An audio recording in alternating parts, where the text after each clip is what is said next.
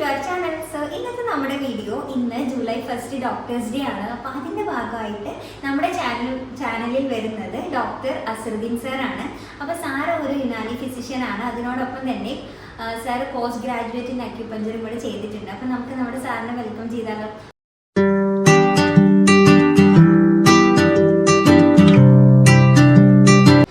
Welcome to my channel sir.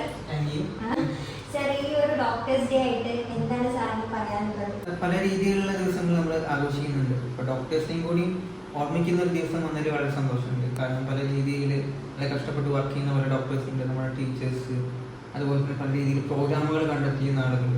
ഈ ദിവസത്തിൽ ആളുകൾക്കും രോഗികൾക്കും ഡോക്ടേഴ്സിനൊക്കെ വേണ്ടി പല രീതിയിലുള്ള പ്രോഗ്രാം കണ്ടക്ട് ചെയ്യുന്ന ആളുകളുണ്ട്. അപ്പോൾ പലപ്പോഴും പലരുടെയും സമയങ്ങൾ നോക്കാതെ വർക്ക് ചെയ്യുന്ന ഡോക്ടേഴ്സിനെയും കൂടി പരിഗണിക്കുന്ന ഒരു ദിവസത്തെ അല്ലെങ്കിൽ അങ്ങനെ ഒരു ദിവസം കണ്ടെത്തിയതിന് എല്ലാവരോടും നന്ദി അറിയിക്കുന്നു. സന്തോഷം.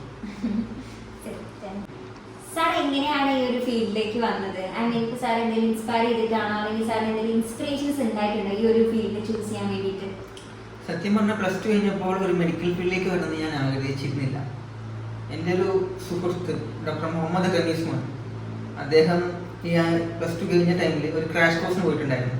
എനിക്കാണെങ്കിൽ ആ ടൈമിൽ മെഡിക്കലിനൊന്നും പോകണ്ട, ഒരു കൊമേഴ്സ് അല്ലെങ്കിൽ MBA ഫീൽഡൊക്കെ പോയിട്ട് ഒന്ന് കോളേജിലേക്ക് അടിച്ചു പൊളിക്കാന്നുള്ളൊരു പ്ലാനിലാണ് ഞാൻ.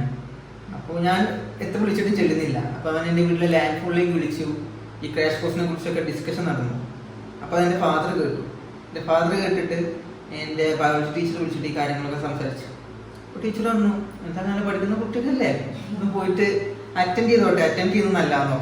അപ്പോൾ അങ്ങനെ പോയി അറ്റൻഡ് ചെയ്തപ്പോൾ തോന്നി കുറച്ചുകൂടി നന്നായി പഠിച്ചിരുന്നെങ്കിൽ കിട്ടിയേനെയാണ്. അങ്ങനെ അതിലേക്ക് പോയി. ഒരു കൊല്ലം പഠിച്ചു, കിട്ടിയില്ല. പിന്നെ ഒരു കൊല്ലം കൂടി റിപ്പീറ്റ് ചെയ്തു, 2 കൊല്ലം റിപ്പീറ്റ് ചെയ്തു. അപ്പം അതിനു വേണ്ടി കുറേ എക്സാമുകൾ അറ്റൻഡ് ചെയ്യേണ്ടി വന്നു. ഒരു ലൈഫായിരുന്നു. പക്ഷേ അതിന് ശേഷം 2 കൊല്ലം കഴിഞ്ഞപ്പോൾ എൻ്റെ മദർ ഒരു ട്രീറ്റ്മെൻറ്റ് എടുത്തിരുന്നു. അതായത് ഡോക്ടർ അനീസ് റഹ്മാൻ, ആ ടൈമിൽ ഇവിടെ നാട്ടിലുണ്ടായിരുന്ന യുനാനി ഫിസിഷ്യനാണ്. അദ്ദേഹം ഇപ്പോൾ UK യിലാണ് വർക്ക് ചെയ്യുന്നത്. അപ്പോൾ അദ്ദേഹത്തിൻ്റെ ഒരു ട്രീറ്റ്മെൻറ്റ് എടുക്കാൻ വേണ്ടി നമ്മൾ പോയി. പല വേദനകളും പല ഏരിയകളിൽ പോയി കാണിച്ചിരുന്നു, പക്ഷേ മാറ്റം ഉണ്ടായിരുന്നില്ല. പക്ഷേ അനീസ് റഹ്മാൻ ഡോക്ടറുടെ ട്രീറ്റ്മെന്റിന് ശേഷം എൻ്റെ അമ്മയുടെ വേദനകളൊക്കെ വളരെ നല്ല മാറ്റങ്ങൾ ഉണ്ടായി, നമുക്ക് നല്ല റിക്കവറി വന്നു. അമ്മ പറഞ്ഞു, ഞാൻ യുനാനി ഫിസിഷ്യൻ അല്ലെങ്കിൽ യുനാനി മെഡിസിൻ അതിനെ കുറിച്ചും കൂടി ഒന്ന് നോക്ക്, അതിനും കൂടി ഒന്ന് അലോട്ട്മെന്റ് ഇട്ട് കൊടുക്കുക പറഞ്ഞു. അപ്പം അങ്ങനെ ഞാൻ അതിൽ അലോട്ട്മെന്റ് കൊടുത്തു. അങ്ങനെ എനിക്ക് മെഡിസിനിൽ കിട്ടി. അങ്ങനെ ഞാൻ യുനാനിയിലേക്ക് വരുന്നു. വന്ന ടൈമിൽ എനിക്ക് യുനാനി മെഡിസിൻസിനെ കുറിച്ചിട്ടോ യുനാനി എന്ന സിസ്റ്റത്തെ കുറിച്ചോ വലിയ ഐഡിയ ഉണ്ടായിരുന്നില്ല. പിന്നീടാണ് ഞാൻ അതിനെക്കുറിച്ച് ഒരു ഗ്രീക്ക് ഒറിജിൻ മെഡിസിനാണ്, ഇന്ന രീതിയിലുള്ള, അതായത് herbal, mineral, animal origin drugs use ചെയ്യുന്ന ഒരു മെഡിസിനാണ്, കൂടുതൽ പാരമ്പര്യമുള്ള ഒരു മെഡിസിനാണെന്നൊക്കെ അറിയുന്നതും അത് വളരെ ഇൻട്രസ്റ്റോടെ പഠിക്കാൻ തുടങ്ങുന്നതും ഒക്കെ ചെയ്യുന്നു. ഓക്കെ സാർ, ഇപ്പോൾ പറഞ്ഞു തന്നപ്പോൾ എനിക്കൊരു ക്വസ്റ്റ്യൻ ചോദിക്കാനുള്ളത്, ഇപ്പോൾ നമ്മൾ നോർമലി എപ്പോഴും കേൾക്കുന്നതാണ് അലോപ്പതി, അതുപോലെ ആയുർവേദം, ഹോമിയോ ഒക്കെ. അപ്പോൾ നമ്മൾ കേൾക്കാത്ത ഒരു ചികിത്സാ രീതിയാണ് യുനാനി എന്ന് പറയുന്നത്. അപ്പോൾ എന്താണ് യുനാനി, എന്താണ് ശരിക്കും ആ ഒരു ട്രീറ്റ്മെന്റ് രീതി? യുനാനി എന്ന് പറഞ്ഞു കഴിഞ്ഞാൽ ഗ്രീക്കിനെ യുനാനി എന്നാണ് പണ്ട് പറഞ്ഞിരുന്നത്.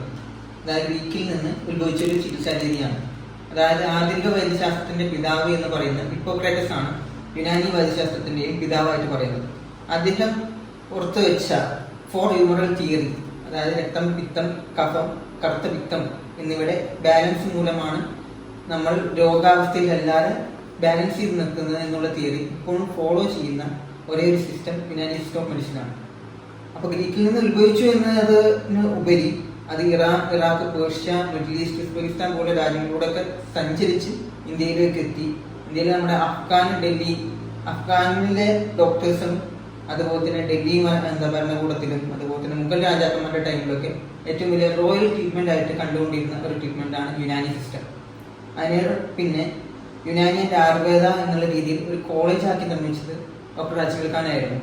ഇപ്പോൾ യുനാനി ഒരു വൈദ്യശാസ്ത്രമായി ഒരു BMS എന്നുള്ള കോഴ്സായി അംഗീകരിച്ച് ഇന്ത്യയിൽ തന്നെ 50-ൽ പരം കോളേജുകളുണ്ട്. ആ കോളേജുകളിൽ നിന്ന് BMS ഡിഗ്രി പാസ്സായ ആളുകളാണ് ഇപ്പോൾ ഇന്ത്യയിൽ യുനാനി ഡോക്ടേഴ്സായിട്ട് വർക്ക് ചെയ്യുന്നത്. അതുപോലെ തന്നെ യുനാനിക്ക് വളരെ പ്രാധാന്യമുള്ള ഒരു ചികിത്സാ രീതി കൂടിയാണ്.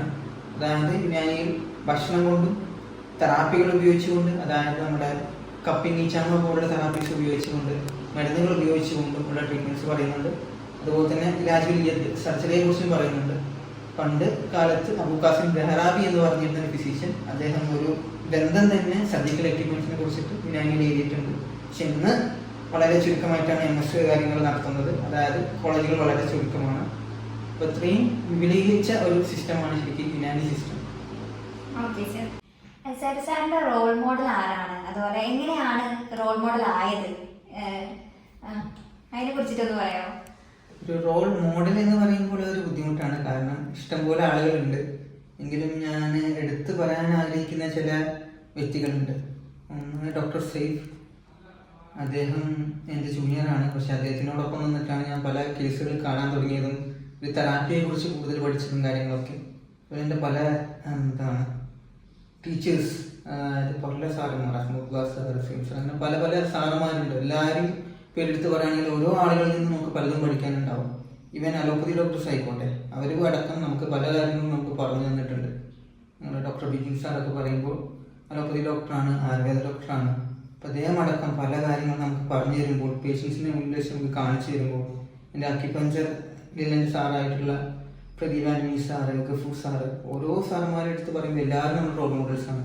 ഓരോ ആളുകളും പല രീതിയിലാവും നമ്മൾ ഇൻസ്പയർ ചെയ്യുക. ചില ആളുകൾ പഠിപ്പിക്കുന്ന രീതിയാവും, ചില ആളുകൾ ഡോക്ടേഴ്സിനോട് ഡീൽ ചെയ്യുന്ന രീതികളാവും, ചില ആളുകൾ ഡയഗ്നോസിസുകളാവും. അപ്പോൾ ഓരോ വ്യക്തിയിൽ നിന്നും ഓരോന്ന് പഠിക്കാനുണ്ടെന്നാണ് ഞാൻ മനസ്സിലാക്കുന്നത്.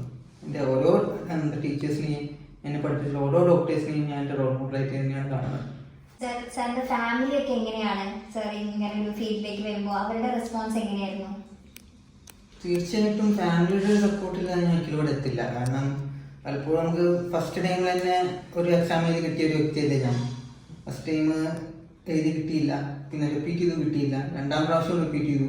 അപ്പോഴും എൻ്റെ ക്ലാസ്സിലെ എല്ലാ ആളുകളും ഒരു കോഴ്സിൽ ചേർന്നപ്പോൾ എൻ്റെ ക്ലാസ്സിൽ നിന്ന് ഏറ്റവും അവസാനം ഒരു കോളേജിൽ അഡ്മിഷൻ എടുത്ത വ്യക്തി ഞാനായിട്ടാണ് എനിക്ക് തോന്നിയിട്ടുള്ളത്. അപ്പം അത്രയും വെയിറ്റ് ചെയ്തിട്ടാണെങ്കിലും അവർ നിനക്കെന്താ ഇഷ്ടമുള്ളെങ്കിൽ അത് ചെയ്തോ. അതുപോലെ നമുക്കറിയാം, ഒരു മെഡിക്കൽ ഫീൽഡ് ആകുമ്പോൾ ഒരു 4-5 ലക്ഷമൊക്കെ നമ്മൾ പഠിക്കേണ്ടി വരും. അപ്പം അതിന് വേണ്ടിയിട്ടുള്ള എക്സ്പെൻസുകളായിക്കോട്ടെ, ബാക്കിയുള്ള കാര്യങ്ങളായിക്കോട്ടെ, അവരൊന്നും ഒരു ബുദ്ധിമുട്ട് കാണിക്കാതെ എനിക്ക് വേണ്ടി എന്നും സപ്പോർട്ട് ചെയ്ത് നിന്നിട്ടേ ഉള്ളൂ.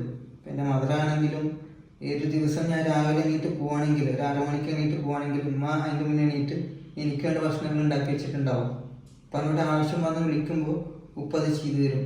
ജ്യേഷ്ഠനാണെങ്കിൽ ആ കൂടി അദ്ദേഹം ഒരു ചെയ്തു തരും. അപ്പം അവരുടെയൊക്കെ ഒരു സപ്പോർട്ടും ആ ഒരു സ്നേഹം കൊണ്ടും കൂടിയാണ് ഞാൻ ഈ നിലയിൽ നിർത്തേണ്ടിയിരിക്കുന്നതെന്ന് ഞാൻ വിശ്വസിക്കുന്നു. സാറിപ്പോ പറഞ്ഞപ്പോ ഞാൻ അതിനെ കണ്ടിന്യൂസ് ആയിട്ട് ഒരു ക്വസ്റ്റ്യൻ കൂടെ ചോദിക്കാണ്. അപ്പൊ ഇപ്പം സാർ ഒരു കംപ്ലീറ്റ്ലി ഒരു ഡോക്ടറാണ്. ആ ഒരു സ്ഥിതിക്ക് സാറിന് എന്താണ് പറയാനുള്ളത് ഈ ഒരു മൊമെന്റില്? ഡോക്ടർ എന്നുള്ള പറയുന്ന ഒരു DR എന്നുള്ള പദമുണ്ട്. പക്ഷെ ഇന്നും ഞാൻ പറയുന്നത് ഞാൻ കണ്ടിന്യൂസ്ലി ലേണിംഗ് ആണ്. ഓരോ ദിവസവും നമ്മുടെ അടുത്ത് മുന്നിൽ വരുന്ന ഓരോ പേഷ്യന്റും നമുക്കുള്ളൊരു പാഠപുസ്തകം തന്നെയാണ്. നമ്മൾ എത്ര പഠിച്ചു കഴിഞ്ഞാലും വീണ്ടും വീണ്ടും അറിയണമെന്ന് തോന്നുന്നു. നമ്മൾ കാണാത്തൊരു കേസ്, നമ്മൾ അറിയാത്തൊരു കേസുകൾ കാണുമ്പോൾ നമ്മൾ വീണ്ടും പഠിച്ചുകൊണ്ടിരിക്കുക. അതാണ് എനിക്ക് തോന്നുന്നു ഒരു ഡോക്ടർ പ്രൊഫഷന് നമുക്ക് കൊടുക്കാൻ പറ്റുന്ന ഏറ്റവും വലിയൊരു ബാധ്യത അല്ലെങ്കിൽ ഒരു കർത്തവ്യം എന്ന് തോന്നുന്നു. കാരണം ഞാൻ വിശ്വസിക്കുന്നത് ഇന്ന് ഞാൻ ആ പഠനം നിർത്തുന്നു, അന്ന് എനിക്കുള്ള ഡോക്ടറുടെ മരണമാണെന്നാണ്. അപ്പൊ എന്നും ആ പഠിച്ചുകൊണ്ടിരിക്കാനുള്ളൊരു ആഗ്രഹവും അതിനുള്ള ഒരു ആരോഗ്യം സർവശക്തി എനിക്കും തരട്ടെ എന്ന് ഞാൻ ആഗ്രഹിക്കുന്നു. ഓക്കെ സാർ, ഇനി ഞാൻ പ്രിപ്പയർ ചെയ്തിട്ടുള്ള ക്വസ്റ്റ്യൻസിലെ ലാസ്റ്റ് ക്വസ്റ്റ്യൻ ആണ്. ഇനി വരുന്ന അപ്കമിങ് ഡോക്ടേഴ്സിനോട് എന്താണ് സാറിന് പറയാനുള്ളത്? അപ്പോൾ അപ്കമിങ് ആയിട്ട് പല ആളുകളും ഡോക്ടർ ഫീൽഡ് ചൂസ് ചെയ്യുന്നുണ്ട്. അപ്പോൾ ഒന്നാമത് എനിക്ക് പറയാനുള്ളത്, അത്രയും പാഷൻ ഉണ്ടെങ്കിൽ മാത്രം ഈ ഒരു ഫീൽഡ് ചൂസ് ചെയ്യുക എന്നുള്ളതാണ്. അതായത് ബാക്കിയുള്ളവരൊരു പിയർ പ്രഷർ കൊണ്ടോ ബാക്കിയുള്ളത് കൊണ്ടോ ഇതിലേക്ക് വന്നിട്ട് കാര്യമില്ല. ഒന്നാമത് ആ ഒരു പ്രൊഫഷനോട് നിങ്ങൾക്ക് സ്നേഹമുണ്ടോ. നമുക്കറിയാം, എപ്പോഴും കേൾക്കുമ്പോൾ എൻട്രൻസ് ടഫാണ്, ബാക്കിയുള്ള ടഫാണെന്നൊക്കെ പറയുന്ന ആളുകൾ. ഇപ്പോൾ എൻട്രൻസ് ടഫാണെങ്കിൽ അതിന് കൂടുതൽ ടഫാണ് ആ ഒരു കോഴ്സ്. അപ്പോൾ അത്രയും വർഷം അതിനോട് ഡെഡിക്കേറ്റ് ചെയ്യാനും കണ്ടിന്യൂസ് ആയിട്ട് ലേൺ ചെയ്യാനും ഒക്കെ ഉള്ള ഒരു ഇൻട്രസ്റ്റും പാഷനോടുകൂടി കൂടി എന്ത് ചെയ്യുക, ഈ ഒരു പ്രൊഫഷനെ സമീപിക്കുക. ഇപ്പോഴും നമ്മൾ പണ്ട് ഒരു 2 ലക്ഷത്തിന് പഠിച്ചു, അതിനുശേഷം ഒരു 4 ലക്ഷം ഉണ്ടാക്കണം എന്നുള്ളൊരു മൈൻഡ് സെറ്റോട് വന്നു കഴിഞ്ഞാൽ ചിലപ്പോൾ നമ്മൾ ഈ പ്രൊഫഷന് ഏറ്റവും കൂടുതൽ കൂറ് പുലർത്താൻ പറ്റിയെന്ന് ചിലപ്പോൾ വന്നോളന്നില്ല. കാരണം അങ്ങനത്തെ ഒരു പ്രൊഫഷൻ അല്ല ഒരിക്കലും മെഡിക്കൽ പ്രൊഫഷൻ. ഒരുപാട് ടൈം എടുക്കുന്ന പ്രൊഫഷനാണ്. അത്യാവശ്യം വർക്ക് ചെയ്യാനുണ്ട്, പഠിക്കാനുണ്ട്, കണ്ടിന്യൂസ് ലേണിംഗ് ആവശ്യമുള്ള പ്രൊഫഷനാണ്. അപ്പോൾ എപ്പോഴും അതിനോടൊരു പാഷൻ മുൻനിർത്തിക്കൊണ്ട് ഈ ഒരു പ്രൊഫഷനെ ചൂസ് ചെയ്യാൻ ശ്രമിക്കുക. എപ്പോഴും ചൂസ് ചെയ്ത് കഴിഞ്ഞാൽ എങ്ങനെയും എത്തിക്കഴിഞ്ഞാലും ആ ഒരു പ്രൊഫഷനെ നല്ല രീതിയിൽ നമുക്ക് പല രീതിയിലും ഉപയോഗിക്കാൻ പറ്റും. ക്ലിനിക്കൽ ഫീൽഡ് ആയിക്കോട്ടെ, റിസർച്ച് ഫീൽഡ് ആയിക്കോട്ടെ, പല രീതികളിലും. അപ്പോൾ അതിനെ ആ ഒരു സ്നേഹത്തോടെ കാണുക, അതിനെയൊന്നും ഒപ്പം കൊണ്ടുപോവുക. അപ്പോൾ ഈ പറഞ്ഞ പോലെ തന്നെ നമ്മൾ ഒരു ഡോക്ടർ ആണെങ്കിൽ കൂടി ആ ഒരു പേഷ്യൻസിന്റെ ഒരു ഫീഡ്ബാക്ക് നമ്മൾ കാരണം ആർക്കെങ്കിലും ഒരാൾക്കൊരു മാറ്റമുണ്ട്, അല്ലാന്നുണ്ടെങ്കിൽ അവരുടെ ഒരു മുറിവിനോ വേദനയ്ക്കോ ഒരു ശമനമുണ്ട് എന്ന് പറയുന്നത് തന്നെയാണ് ഈ ഒരു ഫീൽഡിൽ നിന്ന് നമുക്ക് കിട്ടുന്ന ഏറ്റവും വലിയൊരു സന്തോഷം. ഓക്കെ, അപ്പോൾ ഞാൻ കുറച്ച് ക്വസ്റ്റ്യൻസ് ഒക്കെ പ്രിപ്പയർ ചെയ്ത് വന്നിട്ടുണ്ടായിരുന്നു. സാർ അതിനൊക്കെ നല്ല മനോഹരമായിട്ട് തന്നെ മറുപടികൾ തന്നു. നിങ്ങൾക്ക് അറിയാത്ത പല കാര്യങ്ങളും നിങ്ങൾക്ക് മനസ്സിലായെന്ന് ഞാൻ വിചാരിക്കുന്നു. ആൻഡ് പിന്നെ സാറിന് ഒരുപാട് നന്ദി. കാരണം ഞാൻ പെട്ടെന്നൊരു ഇൻ്റർവ്യൂ പോലെ നമുക്ക് ചെയ്യാമെന്ന് പറഞ്ഞപ്പോൾ തന്നെ സാറ് പെട്ടെന്ന് ഓക്കെ പറഞ്ഞു. അപ്പോൾ സാറിന് ഭയങ്കര നന്ദി. എനിക്കും വളരെ സന്തോഷം, കാരണം പല കാര്യങ്ങളും പറയാൻ സാധിച്ചു. അതിൽ എത്ര കണ്ട് നിങ്ങൾക്ക് എല്ലാവർക്കും ഉപകാരപ്പെടുമെന്ന് അറിഞ്ഞില്ല. എനിക്ക് എൻ്റെ മനസ്സിൽ നിന്ന് തോന്നിയ കാര്യങ്ങളാണ് ഇവിടെ ഷെയർ ചെയ്തത്. ഇതുപോലെ എല്ലാവർക്കും നല്ല ദിനങ്ങൾ ഉണ്ടാവട്ടെ, നല്ല ആരോഗ്യമുള്ള മനസ്സും ശരീരവുമായി ജീവിക്കാൻ സാധിക്കട്ടെ.